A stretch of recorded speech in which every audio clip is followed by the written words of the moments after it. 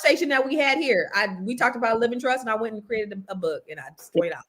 Yeah, so I got to get that living trust book. But so I think one thing that we have to understand, LeBron James is a great example of what it means to use your group. Because, he fired his agent and he formed his group, Rich Paul, Maverick Carter, and I'm sure there's a few of them. And then he also looked outside of the normal, and he was looking at what Warren Buffett did, what Jay-Z did, how did they build and amass their wealth. So I think it goes back to what Athena was saying in terms of you and whoever you're coming up with, if your group is really that good, you have to really put the work in to learn more so you can be more and then have more. And so it really starts with the desire to truly, truly want to learn and want to have more information to build wealth. Because LeBron, the way that I understand it, he's the first active player, I think outside of Tiger Woods, that earned $1 billion.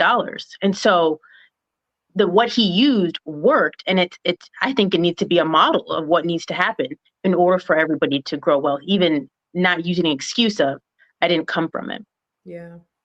So Dr. Charm, so like she said, you have your people like LeBron, you have your people like Tiger Woods.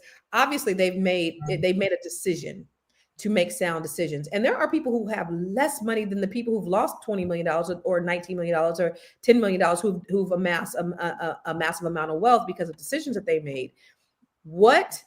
I don't know. Is it the community? Is it the individual? Like, what can we do to say, Black people, wake up? Like, get your shit together, build, do this. What can we do? What is the advice that you can give to these athletes to make them wake the fuck up?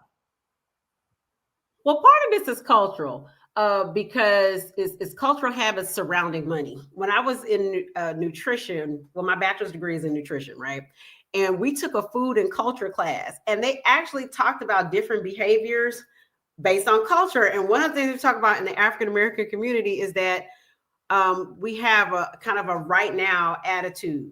So not as much as a long term, it's more of an instant gratification attitude. And there's a historical reason behind that. I mean, we were lynched, we had properties taken away from us, like Wall Street, these kind of things. And so it was kind of like this attitude has evolved or devolved of, hey, I might not be here to enjoy it. I mean, look at Black men. They were actually using this in one of the campaigns. I can't remember what years ago, but they were like, Black men, you all are not going to live long enough to enjoy Social Security, but you're paying into it.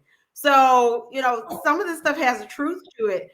Right. I mean, so I think because there's a cultural attitude around money and resources that, hey, get rid of it now because I might not live to see it, or I'm not going to enjoy it because things could happen, that we built that. So we've got to move away from that and say, hey, we can, especially people who have wealth, means, and resources, like I can do things so that I don't end up losing it, that I can live longer, I can eat healthy, I can get a naturopathic doctor and a nutritionist and all these things to keep me alive longer and keep me healthy.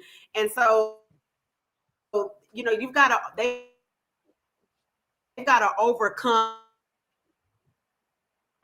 some of these, baby, you're cutting these cultural get into the leagues.